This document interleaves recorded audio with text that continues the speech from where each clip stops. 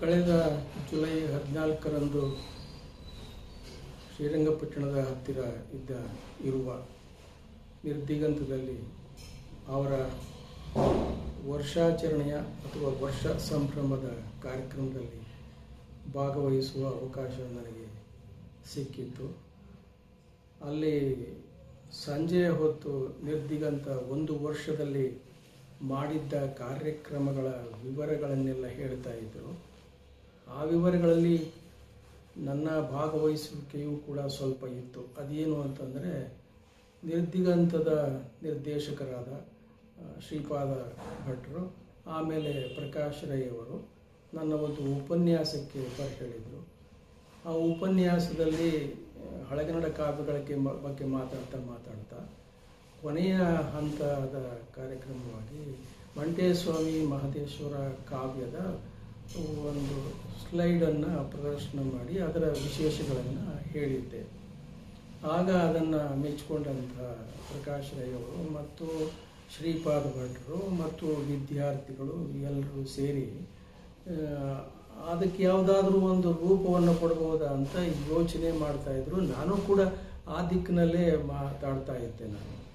ನಾನು ಮೈಸೂರಿಗೆ ಬಂದ ಮೇಲೆ, ನಾನು ಮೈಸೂರು ಜಿಲ್ಲೆ ಮೊದಲು, ಆಮೇಲೆ ಚಾಮರಾಜನಗರ ಜಿಲ್ಲೆ, ಆ ವಿಚಾರ ಬಿಡಿ. ನಾನು ಚಾಮರಾಜನಗರ ಜಿಲ್ಲೆಯವನಾಗಿ ನನ್ನ ಬಾಲ್ಯಕಾಲದಲ್ಲಿ ಈ ಮಂಟೇಸ್ವಾಮಿ ಮಲೆ ಮಹದೇಶ್ವರ ಕಾವ್ಯ ಭಾಗಗಳನ್ನು ಅಲ್ಲಿಯ ಜನಪದ ಕಲಾವಿದರಿಂದ ನಿರಂತರವಾಗಿ ಕೇಳಿಸಿಕೊಂಡು ಬಂದದ್ದು ಇದ್ದೇ ಇತ್ತು. ಆ ಕಾರಣವಾಗಿ ನಾನು ಎಲ್ಲೆಲ್ಲೋ ಬೇರೆ ಬೇರೆ ಉದ್ಯೋಗ ನಿಮಿತ್ತಕ್ಕೆ ಹೋಗಿ ಮೈಸೂರಿಗೆ ಬಂದ ನಂತರದಲ್ಲಿ ಈ ಕಾವ್ಯದ ಬಗ್ಗೆ ಆಸಕ್ತಿ ವಹಿಸಿ ಒಂದು ಸ್ವಲ್ಪ ಓದ್ತಾ ಬರ್ತಾ ಇದ್ದೆ ಮತ್ತು ಕಲಾವಿದರ ಜೊತೆ ಸ್ವಲ್ಪ ನಂಟನ್ನು ಇಟ್ಟುಕೊಂಡಿದ್ದೆ. ಆ ಸಂಬಂಧ ಅರಿವು ಶಾಲೆಯವರು ಒಂದು 3/4 ಗಂಟೆಯ ಒಂದು ಸಾಕ್ಷ್ಯಚಿತ್ರವನ್ನು ಮಾಡಿದರು. ಅಫ್ಕೋರ್ಸ್ ಅದು ಚೆನ್ನಾಗಿತ್ತು, ಎಲ್ಲರೂ ಅದನ್ನು ಮೆಚ್ಕೊಳ್ತಾ ಯೂಟ್ಯೂಬಲ್ಲಿ ಅದನ್ನು ಅಸಂಖ್ಯಾತವಾಗಿ ಜನ ನೋಡಿದರು. ಅದನ್ನು ಅಲ್ಲಿ ತೋರಿಸಿದ್ರ ಕಾರಣವಾಗಿ ಅಲ್ಲಿಯ ವಿದ್ಯಾರ್ಥಿಗಳು ಮತ್ತು ನಿರ್ದೇಶಕರು ಪ್ರಕಾಶ್ ರೈ ಅವರು ಮೆಚ್ಚಿಕೊಂಡು ಇದಕ್ಕೊಂದು ರೂಪವನ್ನು ನಿರ್ದಿಗಂತದಿಂದ ಕೊಡಬಹುದೇ ಅಂತ ಒಂದು ಸಣ್ಣ ಆಲೋಚನೆಯನ್ನು ಮಾಡಿ ಬಂದರು. ಇದನ್ನು ಕೇಳಿಸ್ಕೊಂಡಂಥ ಶ್ರೀಪಾದ್ ಮತ್ತು ಸನ್ನುತ ಅವರು ಸುಮಾರು 2-3 ಬಾರಿ ಮನೆಗೆ ಬಂದು, ಈ ಕಾವ್ಯ ಭಾಗ ಆಡಿಯೋ ವಿಡಿಯೋ ಆಗಿದೆಯೇ, ಶ್ರವ್ಯ ಅಥವಾ ದೃಶ್ಯ ಮಾಧ್ಯಮದಲ್ಲಿ ಏನಾದರೂ ಸಂಗ್ರಹ ಆಗಿದೆಯೇ ಅಂತ ವಿಚಾರಿಸಿದರು. ಅಷ್ಟೊತ್ತಿಗೆ ನಾವು ನಮ್ಮ ಮೈಸೂರು ವಿಶ್ವವಿದ್ಯಾನಿಲಯದಲ್ಲಿ ಆರಂಭವಾಗಿದ್ದಂಥ ಮಂಟೇಸ್ವಾಮಿ ಅಧ್ಯಯನ ಪೀಠದ ವತಿಯಿಂದ ಈ ಕಾವ್ಯ ಭಾಗಗಳನ್ನು, ಸುಮಾರು 20 ಗಂಟೆಯ ಕಾವ್ಯ ಭಾಗಗಳನ್ನು ಡಾಕ್ಟರ್ ಮೈಸೂರು ಗುರುರಾಜ್ ಮತ್ತು ತಂಡದವರಿಂದ ಸಂಗ್ರಹ ಮಾಡಿದ್ವಿ. ಅದು ಮೈಸೂರು ವಿಶ್ವವಿದ್ಯಾನಿಲಯದ ವತಿಯಿಂದಲೂ ಅರಿವು ಶಾಲೆಯ ಸಹಕಾರದಿಂದಲೂ ಅದು ಆಗಿತ್ತು.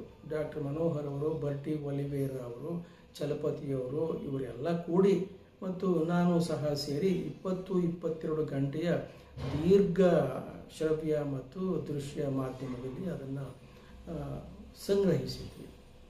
ಅದರ ಭಾಗವನ್ನು ಯಾರಾದರೂ ಕಲಿಯೋದಕ್ಕೆ ಸಾಧ್ಯವೇ ಅಂತ ನಾನು ಹೇಳ್ತಾನೆ ಇದ್ದೆ.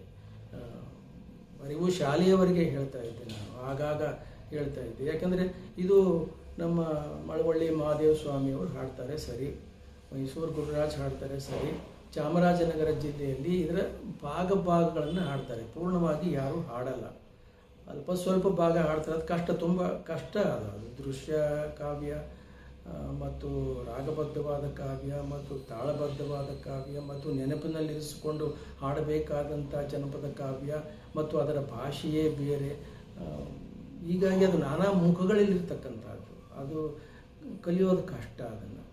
ಹೀಗಾಗಿ ನಾನು ಆ ಥರದ ಒಂದು ಚಿಂತನೆಯಲ್ಲಿದ್ದೆ. ಯಾರಾದರೂ ಇದರ 1, 2, 3 ಭಾಗಗಳನ್ನು ಕಲಿತು ಇದನ್ನು ಹಾಡುವುದಕ್ಕೆ ಚಾಲ್ತಿಗೆ ತರಬಹುದೇ ಅಂತ ನನ್ನ ಒಂದು ಮುಖ್ಯ ಉದ್ದೇಶ ಆಗಿತ್ತು. ನಿರ್ದಿಗಂತಕ್ಕೆ ಹೋದಲ್ಲಿ ಅಲ್ಲಿಯ ವಿದ್ಯಾರ್ಥಿಗಳು ಆಸಕ್ತಿಯ ವಹಿಸಿದಲ್ಲಿ ಸನ್ನುತ ಶಾಲೋಮ್ ಅವರು ಈ ಸಂಗ್ರಹ ಆಡಿಯೋ ವಿಡಿಯೋ ಶ್ರವ್ಯ ಮತ್ತು ದೃಶ್ಯದ ಇದನ್ನು ತಗೊಂಡೋಗಿ ಅವರು ಕಲಿಯುವ ಪ್ರಯತ್ನವನ್ನು ಮಾಡಿದ್ರು. ಅದು ಕಷ್ಟ ಅಂತ ನನಗೆ ಗೊತ್ತಿತ್ತು, ಬಹಳ ಕಷ್ಟ.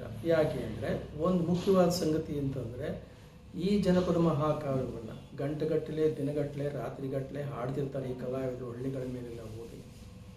ಇದನ್ನು ಹೆಣ್ಣು ಮಕ್ಕಳು ಕಲಿಯೋದು ಹಾಡೋದು ತುಂಬ ಕಷ್ಟ ಅನ್ನೋದು ನನ್ನ ಮನಸ್ಸಿನಲ್ಲಿದ್ದು ಇದು ಅಸಾಧ್ಯವಾದ ಕೆಲಸ ಅಂತ ಅಂದ್ಕೊಂಡಿದ್ದೆ ನಾನು. ಆದರೆ ಶ್ರೀಪಾದ್ ಮತ್ತು ಶಾಲೋಮ್ ಇವರ ಪ್ರಯತ್ನದಿಂದಾಗಿ ಇದರ ಕಲಿಯುವ ಕೆಲಸವನ್ನು ಸಾಹಸವನ್ನು ಮಾಡಿದ್ದಾರೆ. ಅದರಲ್ಲಿ ಮೊದಲನೆಯ ಭಾಗ ಆದಿಶಕ್ತಿಯ ಸಾಲು ಅಂತ ಹಾಡ್ತಾರೆ. ಮಂಟೇಸ್ವಾಮಿ ಕಾವ್ಯದಲ್ಲಿ ಆದಿಶಕ್ತಿಯ ಸಾಲು ಅಂತ ಬರುತ್ತದೆ. ಅಂದರೆ ಈ ಜನಪದರು, ನಮ್ಮ ಸುತ್ತಿನ ಜನಪದರು ಮಂಟೇಸ್ವಾಮಿ ಈ ಜಗತ್ತನ್ನು ಸೃಷ್ಟಿ ಮಾಡಿದವನು ಅನ್ನೋಥದ್ದಲ್ಲಿ ಹಾಡ್ತಾರೆ ಅವರು. ಅದಾದ ಮೇಲೆ ಎರಡನೆಯದು ಮಂಟೇಸ್ವಾಮಿಯ ಪ್ರಯಾಣ ತನ್ನ ಶಿಷ್ಯರ ಜೊತೆ, ಸಿದ್ದಪ್ಪ ರಾಚಪ್ಪಾಜಿ ಜೊತೆ ಇನ್ನಿತರ ಶಿಷ್ಯರ ಜೊತೆ ಅವನು ಉತ್ತರ ಕರ್ನಾಟಕದಿಂದ ತನ್ನ ಪ್ರಯಾಣವನ್ನು ಆರಂಭ ಮಾಡ್ತಾನೆ. ಅವನು ಅಲ್ಲಿ ಹೆಣ್ಮಕ್ಳನ್ನು ಕೂಡ ಶಿಷ್ಯರನ್ನಾಗಿ ಪಡೆಯುತ್ತಾನೆ. ಅದಿರಲಿ, ಅದು ಒಂದು ಕ್ರಮ. ಅದು ಆ ಜಾತ್ರೆ ಆಚರಣೆ ಸಂಪ್ರದಾಯದ ಕ್ರಮ. ಅದು ಈ ಕಲಿಯುವ ಕ್ರಮ ಇದೆಯಲ್ಲ, ಅದು ಎಲ್ಲದಕ್ಕಿಂತಲೂ ಕಠಿಣ. ಹಬ್ಬ ಮಾಡಿಬಿಡ್ಬೋದು, ಜಾತ್ರೆ ಮಾಡ್ಬೋದು, 3 ದಿನ 6 ದಿನ ಈಗಲೂ ನಡೆಯುತ್ತೆ ಎಲ್ಲ ಭಾಗದಲ್ಲೂ. ಕಬಡ್ಡಿ ಮತ್ತು ಚಿಕ್ಕಲ್ಲೂರು, ಕುರುಬನಕಟ್ಟೆಯಲ್ಲೆಲ್ಲ ಆ ಜಾತ್ರೆ ನಡೆಯುತ್ತದು. ಆದರೆ ಈ ಕಲಿಯುವ ಶ್ರಮ ಇದೆಯಲ್ಲ, ಇದು ದೀಕ್ಷೆ ತಗೊಂಡು ಕಲಿತವರ ಹಿಂದೆ ತಿರುಗಿ ವರ್ಷಗಟ್ಟಲೆ ಕಲಿಬೇಕಾದ ಒಂದು ಕಾವ್ಯ ಕಥನ ಮಾದರಿ. ನಾನು ತಿಳಿದ ಮಟ್ಟಿಗೆ ಭಾರತದಲ್ಲೇ ಆಗಲಿ, ಇತರ ರಾಜ್ಯ ಭಾಗಗಳಲ್ಲಿ ಕೇಳಿದ ಕೆಲವು ಜನಪದ ಕಥನಗಳ ಮಾದರಿಯೇ ಆಗಲಿ, ಕರ್ನಾಟಕದಲ್ಲಿ ಆಗಲಿ ಇಷ್ಟು ಸುಶ್ರಾವ್ಯವಾದ ಮತ್ತು ಚಂದದ ಕಥನ ಸಂಯೋಜನೆ ಬೇರೆ ಯಾವ ಜನಪದ ಕಾವ್ಯಕ್ಕೂ ಇಲ್ಲ ಅಂತ ನನಗೆ ಅನಿಸುತ್ತೆ. ನಾನಾಗಲೇ ಹೇಳಿದ್ನಲ್ಲ, ಈ ಮಂಟೇಸ್ವಾಮಿ ಕಾವ್ಯದಲ್ಲಿ ಆರಂಭಕ್ಕೆ ಬರತಕ್ಕಂಥದ್ದು ಆದಿಶಕ್ತಿಯ ಸಾಲು. ಅದು ಆಯಿತು. ಬ್ರಹ್ಮ ವಿಷ್ಣು ಮಹೇಶ್ವರನನ್ನೇ ಆದಿಶಕ್ತಿ ಸೃಷ್ಟಿ ಮಾಡ್ತಕ್ಕಂಥದ್ದು ತಾಯಿಯಾಗಿ. ಆ ಕಥೆ ಆದ ಮೇಲೆ ಹೇಗೆ ಶುರುವಾಗುತ್ತೆ ಇದು ಅಂತಂದರೆ, ಬಸವಣ್ಣ ಮತ್ತು ಮಂಟೇಸ್ವಾಮಿಯ ಒಂದು ಭೇಟಿಯಿಂದ ಈ ಕಥೆ ಶುರುವಾಗುತ್ತೆ. ಇದನ್ನು ಜನಪದ ಕಲಾವಿದರು ಕಲ್ಯಾಣ ಪಟ್ಟಣದ ಸಾಲು ಅಂತ ಹೇಳ್ತಾರೆ. ಅವರು ತಾವು ಹಾಡುವ ಕಾವ್ಯ ಭಾಗಗಳನ್ನು ಸಾಲು ಅಂತಾರೆ. ಈ ಕಥನ ಭಾಗಕ್ಕೊಂದು ಸಾಲು, ಇನ್ನೊಂದು ಕಥನ ಭಾಗಕ್ಕೊಂದು ಸಾಲು, ಹೀಗೆ ಒಂದು 10-15 ಸಾಲುಗಳಿವೆ. ಒಟ್ಟು ಅದು 20-22 ಗಂಟೆ ಹಾಡ್ತಾರೆ ಅಂತ ನಾವು ಅಂದ್ಕೊಂಡಿದ್ದೀವಿ. ಇನ್ನು ಹಿಂದೆ ಇದ್ದ ನೃತ್ಯ ಕಲಾವಿದರು, ಪೂರ್ಣವಾಗಿ ಅರಿತಂಥ ಕಲಾವಿದರು ಅದು ಎಷ್ಟು ಹಾಡ್ತಿದ್ರೋ, ಎಷ್ಟು ದೀರ್ಘಕಾಲ ಆಗ್ತಿತ್ತೋ ಗೊತ್ತಿಲ್ಲ. ಸದ್ಯಕ್ಕೆ ನಾವು ಸಂಗ್ರಹ ಮಾಡಿರ್ತಕ್ಕಂಥದ್ದು 20 ಗಂಟೆಯದು. ಅದು ಮೈಸೂರು ವಿಶ್ವವಿದ್ಯಾಲಯ ಮಂಟೇಸ್ವಾಮಿ ಅಧ್ಯಯನ ಪೀಠದ ವತಿಯಿಂದ. ಚಾಮರಾಜನಗರದಲ್ಲಿ ಈಗಲೂ ಕೂಡ ಆ ಪೀಠ, ನಗರ ವಿಶ್ವವಿದ್ಯಾಲಯದಲ್ಲಿ ಈಗಲೂ ಕೂಡ ಆ ಪೀಠ ಸಕ್ರಿಯವಾಗಿದೆ. ಇಂಥ ಸಂದರ್ಭದಲ್ಲಿ ಅಕಸ್ಮಾತ್ ಇದು ನಿರ್ದಿಗಂತದ ಒಂದು ನಾಟಕ ಸಂಸ್ಥೆಯ ಅಥವಾ ಸಾಂಸ್ಕೃತಿಕ ಸಂಸ್ಥೆಯ ಗಮನಕ್ಕೆ ಬಂತು. ಅಲ್ಲಿಯ ವಿದ್ಯಾರ್ಥಿಗಳು ಇದನ್ನು ಕಲಿಯುವ ಪ್ರಯತ್ನವನ್ನು ಮಾಡಿದರು. ಇದು ಕಳೆದ 14ರಂದು ನನಗೆ ನೋಡುವ ಅವಕಾಶ ಸಿಕ್ಕಿತು. ಅದು ಸನ್ನುತ ಶಾಲೋಮ್ ಅವರು ಮಂಟೇಸ್ವಾಮಿಯ ಕಾವ್ಯವನ್ನು ಸುಮಾರು 1.25 ಗಂಟೆ ಮೊದಲನೇ ಭಾಗ ಕಲ್ಯಾಣ ಪಟ್ಟಣದ ಸಾಲು ಅದನ್ನು ಅಲ್ಲಿ ಪ್ರಸ್ತುತಪಡಿಸಿದರು. ಅಲ್ಲಿ ಭಾಳ ಪ್ರಬುದ್ಧ ಪ್ರೇಕ್ಷಕರು ಇದ್ದರು. ನನಗೆ ತಿಳಿದ ಮಟ್ಟಿಗೆ ಸುಮಾರು 100-200 ಜನ ಇದ್ದರು. ಬೆಂಗಳೂರಿನಿಂದ ಹಿರಿಯ ಕಲಾವಿದರಾದಂಥ, ಲೇಖಕರಾದಂಥ, ಪತ್ರಕರ್ತೆಯಾದಂಥ ಶ್ರೀಮತಿ ವಿಜಯಮ್ಮನವರು ಕೂಡ ಬಂದಿದ್ದರು. ಬೇರೆ ಬೇರೆ ಸಿನಿಮಾ ಜಗತ್ತಿನಲ್ಲಿ ದುಡಿತಕ್ಕಂಥ ಕಲಾವಿದರು ಕೂಡ ಬಂದಿದ್ದರು. ವಿದ್ಯಾರ್ಥಿಗಳು ಕೂಡ ಇದ್ದರು. ಮೈಸೂರಿನ ಪ್ರಬುದ್ಧ ಪ್ರೇಕ್ಷಕರು ಕೂಡ ಇದ್ದರು. ಅಲ್ಲಿ ಇವರು ಪ್ರಸ್ತುತಪಡಿಸಿದಂಥ ಈ ಕಲ್ಯಾಣ ಪಟ್ಟಣದ ಸಾಲು ಇದೆಯಲ್ಲ, ಅದು ಎಲ್ಲರನ್ನೂ ಬಹಳವಾಗಿ ಆಕರ್ಷಿಸಿತು. ಮೊದಲು ನಾನು ಮೆಚ್ಚಿ ಆಡಬಹುದಾದಂಥ ಮಾತು ಅಂತಂದರೆ, ಕಲ್ಯಾಣ ಪಟ್ಟಣದ ಸಾಲು ಅಥವಾ ಮಂಟೇಸ್ವಾಮಿಯ ಕಾವ್ಯದ ಈ ಆದಿಭಾಗವನ್ನು ಎಲ್ಲಿಯೂ ಚಾಚು ತಪ್ಪದೆ, ರಾಗ ತಪ್ಪದೆ, ಮಾತು ತಪ್ಪದೆ, ಸಂಭಾಷಣೆಯ ಕ್ರಮವೂ ತಪ್ಪದೆ ಅದನ್ನು ಸನ್ನುತ ಅವರು ಪ್ರಸ್ತುತಪಡಿಸಿದ್ದು ಎಲ್ಲರ ಸಂತೋಷಕ್ಕೂ ಕೂಡ ಅದು ಈಡಾಯಿತದು. ಬಹಳ ಮೆಚ್ಚುಗೆಯನ್ನು ಅದು ಗಳಿಸಿತು ಅಂತ ನಾನು ಹೇಳಲೇಬೇಕು. ಅಷ್ಟೇ ಅಲ್ಲ, ನಾನು ಸುಮಾರು 20-25 ವರ್ಷಗಳಿಂದಲೂ ಶುದ್ಧ ಕಲಾವಿದರು ಹಾಡಿಕೊಂಡು ಬಂದಿರುವ ಈ ಕಾವ್ಯ ಭಾಗವನ್ನು ಕೇಳಿಕೊಂಡೇ ಬಂದಿದ್ದೇನೆ. ಆಮೇಲೆ ಹೇಳಿದ್ನೆಲ್ಲ ಸಂಗ್ರಹ ಕೂಡ ಮಾಡಿದ್ದೇನೆ. ಮತ್ತು ಎಷ್ಟು ಸತಿ ಕೇಳಿದ್ರು ಕೂಡ ಇದು ಮತ್ತೆ ಕೇಳಿ ಬರೀ ಕೇಳೋದಲ್ಲ ಮತ್ತು ಮನರಂಜನೆಯೂ ಅಲ್ಲ, ಅಧ್ಯಯನ ಮಾಡಬೇಕಾದಂಥ ಅಗತ್ಯವೂ ಕೂಡ ಇದೆ.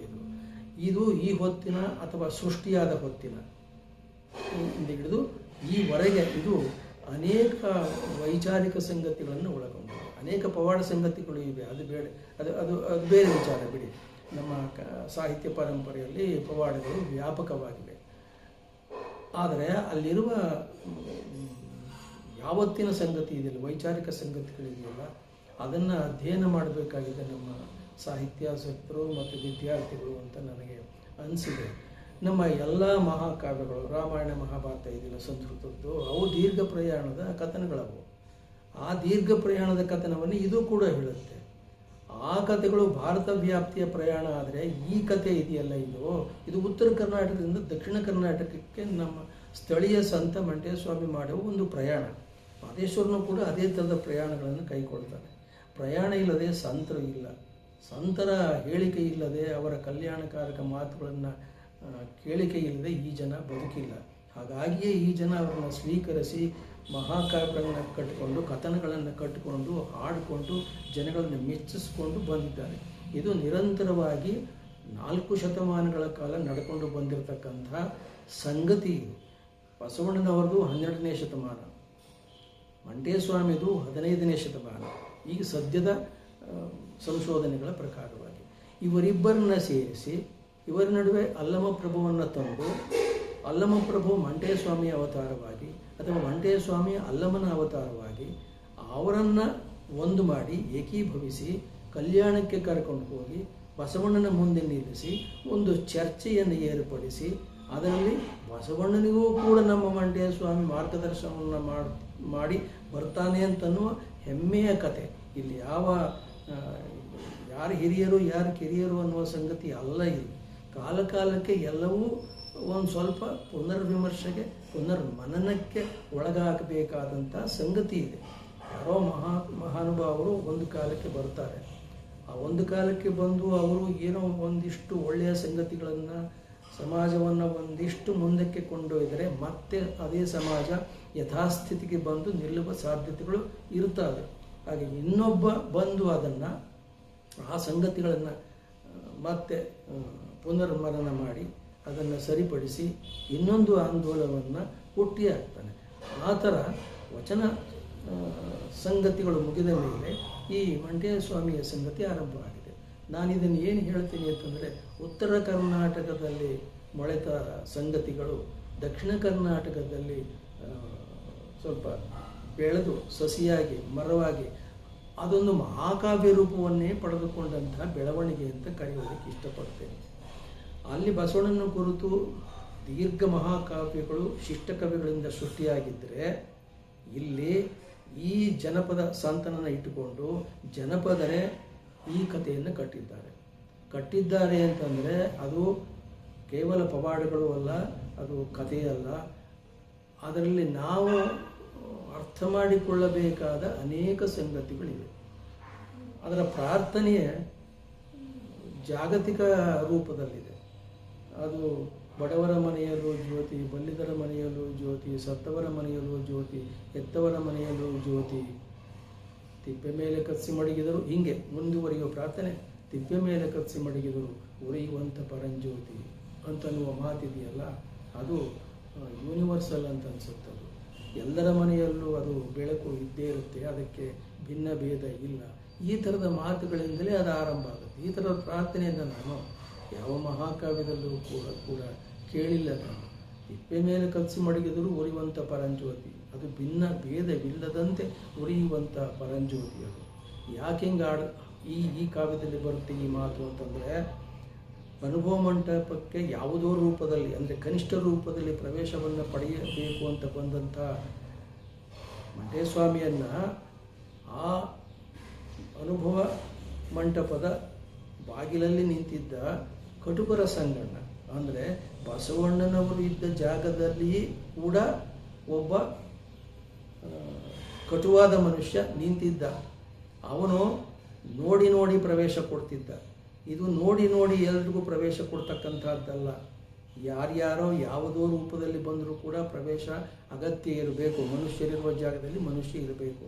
ಆದರೆ ಇವು ಮನುಷ್ಯನಲ್ಲದ ರೋಗಿಷ್ಠ ರೂಪದಲ್ಲಿ, ಇಲ್ಲಿ ರೋಗಿಷ್ಠ ಅನ್ನುವಾಗಲೂ ಕೂಡ ಯಾರು ರೋಗಿಷ್ಠರು ಅನ್ನೋ ಒಂದು ಪ್ರಶ್ನೆಯೂ ಬಂದೇ ಬರುತ್ತೆ. ಈ ರೋಗಿಷ್ಠ ರೂಪದಲ್ಲಿ ಬಂದವನ್ನ ಜಾಡಿಸಿ ಒದ್ದು ತಳ್ಳಿದ್ರೆ ಅವನು ಎಲ್ಲೋಗಿ ಬಿದ್ದ ಅಂತನ್ನುವ ಕತೆ ಹಳೆಯನ್ ತಿಪ್ಪೆಗೆ ಹೋಗಿ ಬಿದ್ದ. ಅಲ್ಲಿ ಅವನು ಧ್ಯಾನಸ್ಥನಾಗಿರ್ತಾನೆ. ಧ್ಯಾನಸ್ಥನಾಗಿರಬೇಕಾದದ್ದು, ಧ್ಯಾನ ಅಂತಕ್ಕಂಥದ್ದು, ದೈವ ಸ್ವರೂಪ ಅಂತಕ್ಕಂಥದ್ದು ಶುದ್ಧವಾಗಿರುವ ಮಹಾಮನೆಯಲ್ಲೋ ಇಲ್ಲ ಅಶುದ್ಧವಾಗಿರುವ ಜಾಗದಲ್ಲೋ, ಇದು ಎದುರು ಬದಲಿಗೆ ನಿಲ್ಲುತ್ತೆ. ಸೊ ಮಂಟೇಸ್ವಾಮಿ ಸ್ವಾಮಿ ಮತ್ತು ಬಸವಣ್ಣ ಎದುರು ಬದಲಿಗೆ ನಿಂತದ್ದು. ಈ ಕಡೆ ಮಹಾ ಸಂತ ಇದ್ದ ಜಾಗ ಹಳೆಯಂತಿಪ್ಪೆ, ಈ ಕಡೆ ಮಹಾನುಭಾವರು ಇದ್ದ ಜಾಗ. ಯಾವುದು ಪವಿತ್ರ? ಇದು ಪವಿತ್ರ ಆಗೋದು ಯಾವಾಗ ಅಂತಂದರೆ ಈ ಎರಡೂ ಕೂಡಿದಾಗ. ಆ ಥರ ಕೂಡಿಸುವ ಕೆಲಸವನ್ನು ಈ ಮಂಟೇಸ್ವಾಮಿಯ ಕಾವ್ಯ ಮೊದಲಿಗೆ ಮಾಡುತ್ತೆ. ಕಲ್ಯಾಣ ಪಟ್ಟಣದ ಸಾಲು ಅಂತ ಆರಂಭಕ್ಕೆ ಮಾಡಿಬಿಡುತ್ತೆ. ಅಲ್ಲಿಂದ ಮಂಟೇಸ್ವಾಮಿಯ ಸಾಹಸ ಗಾಥೆ ಆರಂಭವಾಗುತ್ತೆ. ಅದು ಪ್ರಯಾಣದ ಜೊತೆ ಆರಂಭವಾಗುತ್ತೆ, ದೀರ್ಘ ಪ್ರಯಾಣ. ಅದು ಎಲ್ಲಿಯವರೆಗೆ ಬರುತ್ತೆ ಅಂತಂದರೆ ಉತ್ತರ ಕರ್ನಾಟಕದಿಂದ ದಕ್ಷಿಣ ಕರ್ನಾಟಕದವರೆಗೂ ಬರುತ್ತೆ. ಹೀಗಾಗಿ ಸಾಮಾನ್ಯ, ಅಸಾಮಾನ್ಯ, ಉತ್ತರ ಕರ್ನಾಟಕ, ದಕ್ಷಿಣ ಕರ್ನಾಟಕ ಎದುರು ಬದುರು ನಿಂತು ಒಂದು ಕರ್ನಾಟಕವನ್ನು ನೋಡುವ ರೀತಿಯಲ್ಲಿ ಇದೆ. ಅಷ್ಟೇ ಅಲ್ಲ, ಇದು ಮನುಷ್ಯರ ನಡುವೆ ಕಳೆದು ಹೋಗಿರಬಹುದಾದಂತಹ ಒಂದು ಭಾವವನ್ನೂ ಕೂಡ ಹೇಳುತ್ತೆ. ಅದು ಆರಂಭದಲ್ಲೇ ಬಂದುಬಿಡುತ್ತದೆ. ನಂಬಿದವರ ಮನೆಯ ಒಳಗೆ ತುಂಬಿ ತುಳುಕಾಡುವಂಥ ಸಿದ್ದಯ್ಯ ಸ್ವಾಮಿ ಬನ್ನಿ. ನಂಬಿಕೆ, ಕಳೆದು ಹೋಗಿರುವ ಒಂದು ಸಂಗತಿ ನಂಬಿಕೆ. ಅದರಿಂದಲೇ ಈ ಕಾವ್ಯದ ಪ್ರಾರ್ಥನೆ ಆರಂಭವಾಗುತ್ತೆ. ನಾವು ಹೇಳೋದನ್ನು ಕೇಳಿ, ನಾವು ಕೂಗುವ ಕೂಗು ನಿಮ್ಮ ಪಾದಕ್ಕರುವಾಗಲಪ್ಪ ಅಂತ ಭಕ್ತರು ಮಹಾಂತ ಮಂಟೇಸ್ವಾಮಿಯನ್ನು ನಿರಂತರವಾಗಿ ಕೇಳಿಸಿಕೊಳ್ಳುವ ಹಾಗೆ, ತಾವು ಕಟ್ಟಿದ ಹಾಡನ್ನು ತಮ್ಮ ಸಂತನೇ ಕೇಳಿಸಿಕೊಳ್ಳುವ ಹಾಗೆ ಇದನ್ನು ಹಾಡಿಕೊಂಡು ಬಂದಿದ್ದಾರೆ. ಇದು ಎಷ್ಟೋ ಅಧ್ಯಯನಗಳಿಗೆ ದಾರಿಯಾಗಬೇಕು ಅನ್ನೋದು ನನ್ನ ಆಶಯ. ಕೇಳೋದು ಮೊದಲನೇದು. ಕೇಳಿದ ನಂತರದಲ್ಲಿ ಇದು ಮರೆಯುವಂಥದ್ದು ಅಲ್ಲ. ಮರೆತಿಲ್ಲ. ನಮ್ಮ ಮಂಡ್ಯ, ಚಾಮರಾಜನಗರ, ಮೈಸೂರು ಭಾಗದ ಜನ ಮರೆತಿಲ್ಲ. ಇದನ್ನು ಅವರು ಹಾಡಿಕೊಂಡೇ ಬಂದಿದ್ದಾರೆ. ಇಲ್ಲ ಒಂದು 10 ನಿಮಿಷದ ಒಂದು ನುಡಿಯನ್ನಾದರೂ ಹಾಡ್ತಾರೆ, ಅರ್ಧ ಗಂಟೆಯ ಭಾಗವನ್ನಾದರೂ ಹಾಡ್ತಾರೆ. ಮತ್ತು ಕೆಲವರು ಶಕ್ತಿ ಇದ್ದವರು, ನಮ್ಮ ಮಳವಳ್ಳಿ ಮಹಾದೇವ ಸ್ವಾಮಿ ಅಂತವರು, ಮೈಸೂರು ಗುರುರಾಜ್ ಅಂತವರು ಇದನ್ನು ಪೂರ್ಣವಾಗಿ ನೆನಪಿಟ್ಕೊಂಡು ಹಾಡುವ ಪ್ರಯತ್ನವನ್ನು ನಿರಂತರವಾಗಿ ಮಾಡಿಕೊಂಡು ಬಂದಿದ್ದಾರೆ. ಮುಂದಿನ ಪೀಳಿಗೆ ಯಾವುದು ಇದಕ್ಕೆ ವಾರಸುದಾರರು ಯಾರು ಅಂತ ಯೋಚನೆ ಮಾಡುವಾಗ ವಿದ್ಯಾರ್ಥಿಗಳು ಇದನ್ನು ಸುಲಭವಾಗಿ ಕಲಿಬೋದು. ಅವರು ಹಾಡಲಿ, ಬೇರೆ ಬೇರೆ ಯಾವ ಸಂಗತಿಗಳನ್ನು ಬೇಕಾದರೂ ಹಾಡಲಿ. ಆದರೆ ಇದು 400-500 ವರ್ಷಗಳಿಂದ ನಮ್ಮ ಸಾಂಸ್ಕೃತಿಕ ಪರಂಪರೆಯಲ್ಲಿ, ಜನಪದ ಪರಂಪರೆಯಲ್ಲಿ ಶಿಷ್ಟಕಾವ್ಯಗಳನ್ನು ಅನುಸರಿಸಿಕೊಂಡು ನಮ್ಮ ಮಹಾನುಭಾವರ ಬದುಕಿನ ಸಂಗತಿಗಳನ್ನು ಹೊಂದಿಸಿಕೊಂಡು ಇದು ಬದುಕಿಕೊಂಡು ಬಂದಿರತಕ್ಕಂಥ ಕಾವ್ಯ. ಇದನ್ನು ಯುವಕರು, ಈ ಹೊತ್ತಿನ ಯುವಕರು ಕಲಿತು ಹಾಡೋದಾದರೆ ಜನ ಕೇಳಲಿಕ್ಕೆ ಸಿದ್ಧರಾಗಿದ್ದಾರೆ. ಇದು ನಿರ್ದಿಗಂತದಲ್ಲಿ ಪ್ರೂವ್ ಆಗಿದೆ. ಆವತ್ತು ಸನ್ನುತ ಅವರು ಸುಮಾರು 1 ಗಂಟೆ ಯಾವ ಪಠ್ಯವನ್ನು ನೋಡದೆ ಹಿನ್ನೆಲೆಯ ಸಂಗೀತದಲ್ಲಿ ಇದನ್ನು ಪ್ರಸ್ತುತಪಡಿಸಿದರು. ತುಂಬ ಉತ್ಸಾಹದಿಂದ ಪ್ರೇಕ್ಷಕರು ಅದನ್ನು ಕೇಳಿದ್ರು. ನನಗೂ ಕೂಡ ಇದು ಭರವಸೆ ಇದೆ, ಇದು ಒಂದು ಭರವಸೆಯ ಸಂಗತಿ ಅಂತ ಅನ್ನಿಸಿದೆ. ಹಾಗಾಗಿ ಬದಲಾವಣೆ ಏನಾದ್ರು ಇತ್ತು ಅಂದರೆ ಮೂಲ ಪಠ್ಯದಲ್ಲಿ ಅವರು ಯಾವ ಬದಲಾವಣೆಯೂ ಮಾಡಿಲ್ಲ. ಅವರು ಕಲ್ಯಾಣ ಪಟ್ಟಣದ ಸಾಲು ಪಠ್ಯ ಹೇಗಿತ್ತೋ ಹಾಗೆ ಹಾಡಿದ್ದಾರೆ. ನಾನು ಈ ಜನಪದ ಕಾವ್ಯವನ್ನು ಅಧ್ಯಯನ ಅಂದರೆ ಪಾಶ್ಚಾತ್ಯರ ಪ್ರಕಾರ, ನಮ್ಮ ದೇಶೀಯ ವಿದ್ವಾಂಸರು ಹೇಳಿದ ಪ್ರಕಾರ ಅಧ್ಯಯನ ಮಾಡುವ ಕ್ರಮ ಅಂದರೆ ಇದು ಓಪನ್ ಎಂಡೆಡ್, ಇದು ನಿರ್ದಿಗಂತ. ಇದು ಅಂದರೆ ಯಾರು ಯಾವುದನ್ನು ಬೇಕಾದರೂ ಸೇರಿಸ್ಕೊಂಡು ಹಾಡ್ತಾ ಹೋಗ್ಬೋದು. ಇದಕ್ಕೆ ಅಂದರೆ ಮೂಲ ಮಟ್ಟನ್ನು ಬಿಟ್ಟರೆ ಕಷ್ಟ ಆಗುತ್ತಿದ್ದು, ಯಾಕಂದರೆ ಅದೇ ಸುಂದರವಾಗಿದೆ, ತನ್ಪಡು ತಾನೇ ಸುಂದರವಾಗಿದೆ. ಬಿಟ್ಟರೆ ಇದಕ್ಕಿಂತ ಒಳ್ಳೆಯ ರಾಗ ಹಾಕೋದಕ್ಕಾಗಲ್ಲ. ಅದನ್ನು ಹಾಗೆ ಆಡಬೇಕು. ಅವರು ಹಾಗೆ ಆಡಿದ್ದಾರೆ. ಆದರೆ ಇದರ ಜೊತೆಗೆ ಹಿನ್ನೆಲೆಯ ಸಂಗೀತವನ್ನು ಇನ್ನೂ ಸ್ವಲ್ಪ ಬೇರೆ ರೀತಿಯಲ್ಲಿ ಜನಪದದ್ದೇ ಬಳಸೋದಾದರೆ ಇನ್ನೂ ಹೆಚ್ಚಿನ ಇದಕ್ಕೆ ಘನತೆ ಮತ್ತು ಸುಶ್ರಾವ್ಯ ಸ್ವರೂಪ ಒಂದು ನೋಡೋದಕ್ಕೆ ಚೆಂದ ಕಾಣಿಸ್ಬೋದು ಇದು ಅಂತ ಅನಿಸಿದೆ. ಆಮೇಲೆ ಇದು ಸೇರಿಸ್ಕೊಳ್ತಾ ಹೋಗುತ್ತೆ. ಅದು ಹೇಗೆ ಅಂತಂದರೆ ಇದು ಓಪನ್ ಎಂಡೆಡ್ ಅನ್ನಲ್ಲ. ಜಾನಪದ ಅದು ಒಂದೇ ಕಾಲಕ್ಕೆ ಯಾರೋ ಒಬ್ಬರು ಇಡೀ ಮಂಟೇಸ್ವಾಮಿ ಕಾವ್ಯವನ್ನು ಕಟ್ಟಿಲ್ಲ. ಕಾಲಕ್ಕೆ ಸೇರಿಸ್ಕೊಂಡು ಬಂದಿದ್ದಾರೆ ಯಾರೋ ಬುದ್ಧಿವಂತರು. ಹಾಡುಗಾರರು ಅದನ್ನು ಹಾಡ್ಕೊಂಡು ಬಂದಿದ್ದಾರೆ. ನಾನು ಒಂದು ಉದಾಹರಣೆ ಇದಕ್ಕೆ ಹೇಳೋದಾದರೆ 20 ಗಂಟೆಯ ಈ ಮಂಟೇಸ್ವಾಮಿ ಕಾವ್ಯವನ್ನು ಸಂಗ್ರಹಿಸಿ ಮುಗಿಸಿದ ಸಂದರ್ಭದಲ್ಲಿ ಮಂಗಳ ಹಾಡುವಂಥ ನಮ್ಮ ಮೈಸೂರು ಗುರುರಾಜನ್ನ ಕೇಳಿದ್ರೆ ಅವರು ಮಂಗಳ ಹಾಡಿದ್ರು ಸರಿ, ಆದರೆ ಆ ಮಂಗಳದ ಕೊನೆಗೆ ಒಂದು ಮಾತು ಸೇರಿಸಿದ್ರು. ಬಡವನ ಮನೆಯಲ್ಲೊಬ್ಬ ಮಗನುಟ್ಟಿ, ಬಡವನ ಮನೆಯಲ್ಲಿ ಮಗನೊಬ್ಬನುಟ್ಟಿ, ಮಗನೋದಿ ಮೂಜಗವು ಕೊಂಡಾಡುತ್ತಾರೆ ಎನ್ನುವ ವಾಕ್ಯವನ್ನು ಸೇರಿಸಿದ್ರು. ಅದು ನನಗೆ ಅನ್ನಿಸ್ಬಿಡ್ತು, ತಕ್ಷಣವೇ ಅನ್ನಿಸ್ತು ಇದು ಹೊಸ ವಾಕ್ಯ ಇತ್ತೀಚೆಗೆ ಯಾರೋ ಸೇರಿಸಿರೋದು ಅಂತ. ಬಡವನ ಮನೆಯಲ್ಲಿ ಮಗನೊಬ್ಬನುಟ್ಟಿ ಓದಿ ಮೂಜಗವು ಕೊಂಡಾಡುತ್ತಾರೆ ಅಂತ, ಅದು ಅಂಬೇಡ್ಕರ್ನ ಕುರಿತದ್ದು. ಅದು ಕೂಡ ಇಲ್ಲಿಗೆ ಸೇರ್ಕೊಂಡ್ಬಿಟ್ಟಿದೆ. ಇವರು ಆಧುನಿಕ ಜಗತ್ತಿನಲ್ಲಿ ಈ ಸಮಾಜದ ಏಳಿಗೆಯ ಹೋರಾಟವನ್ನು ಮಾಡೋದಾದರೆ ಮಂಟೇಸ್ವಾಮಿ ಮಲೆಮಹದೇಶರು ಆ ಕಾಲದಲ್ಲಿ ಅದನ್ನೇ ಮಾಡಿರ್ತಕ್ಕಂಥದ್ದು. 12ನೇ ಶತಮಾನದಲ್ಲಿ ಬಸವಣ್ಣವರು ಕೂಡ ಅದನ್ನೇ ಮಾಡಿರ್ತಕ್ಕಂಥದ್ದು. ಅಂಥದ್ದೊಂದು ಕಾವ್ಯಕ್ಕೆ ಈ ಹೊತ್ತಿನ ಯಾವುದೋ ಒಂದು ಭಾವ, ಒಂದು ವಾಕ್ಯ ಸೇರಿಕೊಳ್ಳೋದಾದರೆ ಅದರಲ್ಲೇನು ತಪ್ಪಿಲ್ಲ ಅಂತ ನನಗೆ ಅನಿಸಿದೆ. ಆ ಜನಪದ ಯಾವಾಗಲೂ ಓಪನ್ ಎಂಡೆಡ್, ಅದು ನಿರ್ದಿಗಂತ ಅಂತನ್ನುವ ಮಾತನ್ನು ಆವತ್ತೇ ನಾನು ಸೇರಿಸಿ ಹೇಳಿದೆ. ಆದರೆ ಈ ಕಾವ್ಯದ ಕಲ್ಯಾಣ ಪಟ್ಟಣದ ಸಾಲು ಭಾಗವನ್ನು ಅವರು ಯಥಾವತ್ತಾಗಿ ಸನ್ನುತ ಶಾಲೋಮ್ ಮತ್ತು ಅವರ ಸ್ನೇಹಿತರು ಪ್ರಸ್ತುತಪಡಿಸಿದ್ದಾರೆ. ಅದು ನನಗೆ ಒಂದು ಭರವಸೆಯ ಬೆಳಕು. ಈ ಕಾವ್ಯ ಮುಂದುವರಿಯುತ್ತೆ, ಜನ ಇದನ್ನು ಕೇಳೋ ಹಾಗೆ ಆಗುತ್ತೆ ಅಂತ ನನಗೆ ಅನ್ನಿಸ್ತು. ಹಾಗಾಗಿ ನಾನು ಈ ಪ್ರದರ್ಶನದ ಬಗ್ಗೆ ನನ್ನ ಎಲ್ಲ ಮೆಚ್ಚುಗೆಗಳನ್ನು ಸೂಚಿಸಿ ಅವರಿಗೆ ಅಭಿನಂದನೆಗಳನ್ನು ಸೂಚಿಸ್ತಾ ನನ್ನ ಈ ಮಾತುಗಳನ್ನು ಹೇಳ್ತಾ ಇದ್ದೀನಿ ಅಂತ ಅನಿಸುತ್ತೆ. ಇದು ಮುಂದುವರಿಯಲಿ ಅಂತ ನನಗೆ ಅನಿಸಿದೆ, ಇದು ನಿಲ್ಲೋದು ಬೇಡ ಅನಿಸಿದೆ. Thank you sir. ಸರ್, ಮತ್ತೊಂದು ಪ್ರಶ್ನೆ.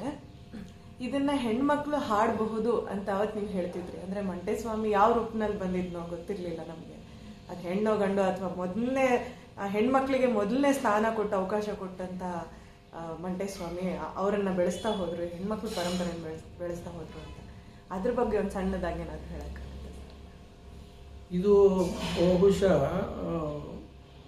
ಬಸವಣ್ಣವರೇ ಹಾಕಿಕೊಟ್ಟ ಪೀಠಿಕೆ ಅಂತ ಅನಿಸುತ್ತೆ. ಯಾಕೆಂದರೆ ಅದು ಮಂಟೇಸ್ವಾಮಿ ಕಾವ್ಯದಲ್ಲೇ ಬರುತ್ತೆ. ಯಾರ್ಯಾರಿದ್ರೂ ಅನುಭವ ಮಂಟಪದಲ್ಲಿ ಅಂತ ಒಂದು ವಾಕ್ಯ ಬರುತ್ತೆ. ಅಲ್ಲಿ ಚೆನ್ನಯ್ಯ, ಮಾದಯ್ಯ, ಸಂಕವ್ಯ, ನೀಲಾಂಬೆ ಎಲ್ಲರ ಹೆಸರು ಬರುತ್ತೆ ಅಲ್ಲಿ. ಅಂದರೆ ಬಸವಣ್ಣೇ ಆ ಥರದ್ದೊಂದು ಪ್ರಯೋಗ ಮಾಡಿಬಿಟ್ಟಿದ್ದ. ಅಂದರೆ ಅನುಭವ ಮಂಟಪಕ್ಕೆ ಹೆಣ್ಣು ಮಕ್ಕಳಿಗೆ ಪ್ರವೇಶ ಕೊಟ್ಟಿದ್ದ. ಅದು ಭಾಳ ಅಪರೂಪದ ಸಂಗತಿ. ಅಲ್ಲಿ ಸುಳ್ಯ ಸಂಕವ್ಯ ಹೆಸರು ಬರುತ್ತೆ. ಅದು ಮಂಟೇಸ್ವಾಮಿ ಕಾವ್ಯದಲ್ಲೂ ಕೂಡ ಬರುತ್ತೆ. ಅದರಿಂದ ಬಸವಣ್ಣವರ ಪರಂಪರೆಯನ್ನೇ ಅವನು ಅನುಸರಿಸಿರೋದು, ಬೇರೆ ಏನಿಲ್ಲ. ಇದು ಒಂದು ವಾಗ್ವಾದ, ಒಂದು ಚರ್ಚೆ. ಸರಿ, ಕಲ್ಯಾಣದಲ್ಲಿ ನಡೆದದ್ದು ಅನುಭವ ಮಂಟಪದಲ್ಲಿ ಇದೊಂದು ಕಲ್ಪನೆ ಇದು. ಯಾಕಂದರೆ ಇವನು 15ನೇ ಶತಮಾನದವನು, ಬಸವಣ್ಣ 12ನೇ ಶತಮಾನದವನು. ಇವರಿಬ್ಬರು ಸೇರಿರೋದಕ್ಕೆ ಸಾಧ್ಯವೇ ಇಲ್ಲ. ಅದು ಒಂದು ತಿಳ್ಕೋಬೇಕು. ನಮ್ಮ ಕಾವ್ಯ ಪರಂಪರೆಯಲ್ಲಿ, ಕಥನ ಪರಂಪರೆಯಲ್ಲಿ ಹಿಂದಿನವರನ್ನ ಮುಂದಿನವರು ಕಳೆದು ಹೋಗಿದ್ದಾರೆ ಅಂತ ತಿಳ್ಕೊಳ್ಳೋದಿಲ್ಲ, ಅವ್ರು ನಮ್ಮ ಕಣ್ಣು ಮುಂದೆ ಇದ್ದಾರೆ ಅಂತ ತಿಳ್ಕೊಳ್ಳೋದು. ಕುಮಾರವ್ಯಾಸ ತಾನು ವ್ಯಾಸನ ಕಾವ್ಯವನ್ನು ಪುನರ್ನಿರ್ಮಾಣ ಮಾಡ್ತಾ ಇದ್ದೀನಿ, ಪುನರ್ನಿರ್ಮಿಸ್ತಾ ಇದ್ದೀನಿ ಅಂತ ಅಂದ್ಕೊಳ್ಳುವಾಗ ಅವನು ಏನಂತಾನೆ ಅಂತಂದರೆ, ನನ್ನ ತಂದೆ ವ್ಯಾಸ ಅಂತ. ನಾರಾಯಣಪ್ಪ, ಗದಗಿನ ನಾರಾಯಣಪ್ಪ, ವ್ಯಾಸನನ್ನು ನನ್ನ ತಂದೆ ಅಂತಾನೆ. ತಂದೆ ಆಗಕ್ಕೆ ಸಾಧ್ಯವೇ ಇಲ್ವಲ್ಲ. ಅದೇ ಥರ ಬಸವಣ್ಣವ್ರು ಇಲ್ಲ ಅಂತ ಏನು ತಿಳ್ಕೊಂಡಿಲ್ಲ ಈ ಜನಪದರು, ನಮ್ಮ ದಕ್ಷಿಣ ಕನ್ನಡ ಜನಪದರು. ಅವ್ರ ಕಣ್ಣು ಮುಂದೆ ಇದ್ದಾರೆ ಅಂತ ತಿಳ್ಕೊತಾರೆ. ಕಣ್ಣು ಮುಂದೆ ಬಸವಣ್ಣವ್ರು ಇದ್ದಾರೆ ಸರಿ, ಆದರೆ ಅಲ್ಲಮ ಮಂಟೇಸ್ವಾಮಿ ಪಕ್ಕದಲ್ಲೇ ಇದ್ದಾನೆ, ಮಂಟೇಸ್ವಾಮಿ ಅಲ್ಲಮ ಅಂತ ತಿಳ್ಕೊಂಡಿದ್ದಾರೆ. ಸೊ ಇವರು ಇಷ್ಟು ಉದಾರವಾಗಿರುವ ಈ ಜನ ಸ್ತ್ರೀಯರನ್ನು ದೂರ ಇಡೋದು ಸಾಧ್ಯವಿಲ್ಲ. ಹಾಗಾಗಿ ಅವ್ರಿಗೂ ಕೂಡ ದೀಕ್ಷೆಯನ್ನು ಕೊಟ್ಟು ಅನುಭವ ಮಂಟಪದಲ್ಲಿ ಸೇರಿಸ್ಕೊಂಡು ಉಂಟು. ಅದೇ ಥರ ಮಂಟೇಸ್ವಾಮಿಯು ಕೂಡ ಚೆನ್ನಜಮ್ಮನಿಗೆ, ದೊಡ್ಡತಾಯಮ್ಮನಿಗೆ ದೀಕ್ಷೆಯನ್ನು ಕೊಟ್ಟು ತನ್ನ ಗುಂಪಿನಲ್ಲಿ ಸೇರಿಸಿಕೊಂಡು ಆತ ಚಿಕ್ಕಲ್ಲೂರುವರೆಗೆ ಕಪಡಿ ಭಾಗದಲ್ಲಿ, ಕೊರಬನಕಟ್ಟೆ ಭಾಗದಲ್ಲಿ ಅಥವಾ ಈ ಚಾಮರಾಜನಗರ ಭಾಗದಲ್ಲಿ, ಮಂಡ್ಯ ಭಾಗದಲ್ಲಿ ಆತ ಸುತ್ತಾಡಿರೋದು ಉಂಟು. ಆತ ಇವತ್ತಿಗೂ ದೊಡ್ಡತಾಯಮ್ಮನ ಸಮಾಧಿ ಚಿಕ್ಕಲ್ಲೂರು ಪಕ್ಕನೇ ಇದೆ. ಅಂದರೆ ಇವರು ಸ್ತ್ರೀಯರನ್ನು ದೂರವಿಟ್ಟಿದ್ದಿಲ್ಲ. ಆದರೆ ಈ ಕಾವ್ಯವನ್ನು, ಇಷ್ಟು ದೀರ್ಘವಾದ ಕಾವ್ಯವನ್ನು ಹೆಣ್ಣು ಮಕ್ಕಳು ಆಡೋದು ಅಸಾಧ್ಯ ಅಂತ ಅನಿಸಿ ಅವರು ಕಲಿಯೋಕ್ಕೆ ಹೋಗಿಲ್ಲ. ಇನ್ನೊಂದು, ದೀಕ್ಷೆ ತಗೊಂಡ ಮೇಲೆ ಯಾರು ದೀಕ್ಷೆ ತಗೊಂಡು ಹಾಡ್ಕೊಂಡು ತಿರುಗ್ತಾರೋ, ಸೋಮವಾರ ಶುಕ್ರವಾರ ಭಿಕ್ಷೆ ಬೇಡಲೇಬೇಕು ತಿರುಗ್ತಾರೋ, ಅವರ ಹಿಂದೆ ಹೋಗಬೇಕು. ಅದು ದೀಕ್ಷೆ ತಗೊಂಡು ಹುಡುಗರಿಗೆ ಸಾಧ್ಯವೇ ಹೊರತು ಹೆಣ್ಣು ಮಕ್ಕಳಿಗೆ ಸಾಧ್ಯವಿಲ್ಲ. ಹಿಂದಿನ 400-500 ವರ್ಷಗಳಲ್ಲಿ ಅದು ಸಾಧ್ಯವಿರಲಿಲ್ಲ. ದೀಕ್ಷೆ ತಗೊಂಡು ಹಿಂದಿನ ತೆಗೆದು ಈ ಕಾವ್ಯ ಮತ್ತು ಸ್ವಲ್ಪ ಶ್ರಮ ಸಾಧ್ಯವಾದ ಕಾವ್ಯ ಇದು ಹಾಡೋದಕ್ಕೆ. ಇಡೀ ರಾತ್ರಿ ಎಲ್ಲ ಹಾಡ್ತಾರೆ. ಹಾಗಾಗಿ ಅದರ ಒಂದು ನಾನು ಗಮನಿಸಿದ ಮಟ್ಟಿಗೆ ಇಡೀ ರಾತ್ರಿ ಪುರುಷರು ಭಾಗವಹಿಸೋದಕ್ಕಿಂತ ಹೆಚ್ಚಾಗಿ ಹೆಂಗಸರೇ ಭಾಗವಹಿಸಿ ಕೇಳೋದು ಜಾಸ್ತಿ. ಹಿಂಗೆ ಕೇಳೋ ಸಮೂಹ ಹಾಡೋದಕ್ಕೂ ಆರಂಭಿಸಿದರೆ ಇದರಲ್ಲಿ ತಪ್ಪೇನೂ ಇಲ್ಲ ಅಂತ ನನಗಂತೂ ಅನಿಸುತ್ತೆ. ಅಂಥದ್ದೊಂದು ಪ್ರಯತ್ನ ಈ ಸಂತ ಮತ್ತು ಅವರ ಗೆಳೆಯರು ಸೇರಿ ಮಾಡಿರ್ತಕ್ಕಂಥದ್ದು ಅಂತ ಅನಿಸಿದೆ ನನಗೆ. ಸರ್, ಇನ್ನೊಂದು ಪ್ರಶ್ನೆ, ಓಪನ್ ಎಂಡೆಡ್ ಅಂತ ಹೇಳಿದ್ರಿ. ಸೊ ಈಗ ನಾವು ಫೋಕಿಂದ ತೊಗೊಂಡೋಗಿ ಅದಕ್ಕೊಂಚೂರು ವೆಸ್ಟರ್ನೈಸ್ ಮಾಡ್ತಾ ಇದ್ದೀವಿ. ಅಂದರೆ ಉತ್ತರ ಮತ್ತು ದಕ್ಷಿಣದ ಸಮ್ಮಿಲನ ಅಂತ ಹೇಳಿದ್ರಿ. ಹಾಗೇನೆ ಪಾಶ್ಚಾತ್ಯ ಮತ್ತು ಭಾರತೀಯ ಸಮ್ಮಿಲನ ಅಂತ ತಗೊಂಡು ಇದನ್ನು ನಾವು ಈ ಥರದ ಅಂದ್ರೆ ಬೇಸ್ ಗಿಟಾರ್ ಅಥವಾ ಒಂದಷ್ಟು ಫೋಕ್ ಇನ್ಸ್ಟ್ರೂಮೆಂಟ್ಸ್ ಜೊತೆಗೆ ಸ್ವಲ್ಪ ಕಹೂನ್ ಆ್ಯಡ್ ಮಾಡೋದು ರಿದಮ್ಗೆ, ಹೀಗೆ ಬ್ಲೆಂಡ್ ಮಾಡಿರೋದು ನಿಮಗೇನು ಅನ್ನಿಸ್ತು ಸರ್? ನನಗೆ ಇದ್ರ ಬಗ್ಗೆ ಇದೇನು ದೊಡ್ಡ ತಪ್ಪು ಅಂತ ಅನಿಸೋದಿಲ್ಲ. ತಂತಿ ತಾನೇ ಸರ್, ಒಂದು ನಿಮಿಷ ಮೇಡಮ್, ಒಂದು ನಿಮಿಷ ಫೋನ್ ಆಫ್ ಮಾಡೋಕ್ಕೆ ಹೇಳ, ಅದು ನಾಯ್ಸ್ ಬರುತ್ತೆ.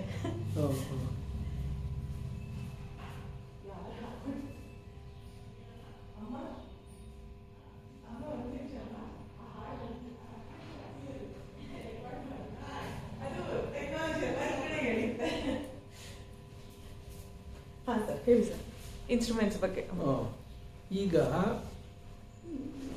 ಗಿಟಾರ್ ಆಗಲಿ, ತಂಬೂರಿ ಆಗಿ, ಸೆಡೆ ತಂಬೂರಿ ಆಗಲಿ, ಅದು ರೂಪದಲ್ಲಿ ಬೇರೆ ಬೇರೆಯೇ ಹೊರತು ನಾದದಲ್ಲಿ ಬೇರೆ ಬೇರೆ ಅಂತ ಏನು ಅನಿಸಲ್ಲ. ಅದು ಅಲ್ಲೂ ಗಮನಿಸ್ತೇನೆ, ಅಲ್ಲೂ 4 ತಂತಿ ಇದೆ, ಇದಕ್ಕೂ 4 ತಂತಿ ಇದೆ. ಆದರೆ ಇದಕ್ಕೊಂದು ಸ್ವಲ್ಪ ಪ್ರಾಚೀನತೆಯ ರೂಪ ಇದೆ, ಇದಕ್ಕೊಂದು ಆಧುನಿಕತೆಯ ರೂಪ ಇದೆ. ಅದರ ತಂತಿ ಒಂದೇ, ಹಾಡೋ ಧ್ವನಿ ಒಂದೇ, ಅದು ಬರೋ ಧ್ವನಿ ಒಂದೇ. ಅದರಿಂದ ಅದೇನು ತಪ್ಪಿಲ್ಲ ಅನಿಸುತ್ತೆ. ಹೀಗೆ ಡಪ್ಪು ನುಡಿಸೋದಾದರೆ ಅವನು ಯಾವುದೋ ಬೇರೆ ತಬಲ ನುಡಿಸೋದಾದರೆ ಅದು ಚರ್ಮದ್ದೇ, ಇವನು ಡಪ್ಪು ಗುಮ್ಚಿ ನುಡಿಸೋದಾದರೆ ಇದು ಚರ್ಮದ್ದೇ, ತೊಂದರೆ ಏನಿಲ್ಲ ಇದರಲ್ಲಿ. ಅದು ಸ್ವಲ್ಪ ಸಣ್ಣ ಸಂಪ್ರದಾಯದಿಂದ ಬೇರೆ ಆದ ತಕ್ಷಣ ನಮಗೇನೋ ಒಂದು ಕಿರಿಕಿರಿ ಅಂತ ಅನ್ನಿಸ್ಬಿಡುತ್ತೆ.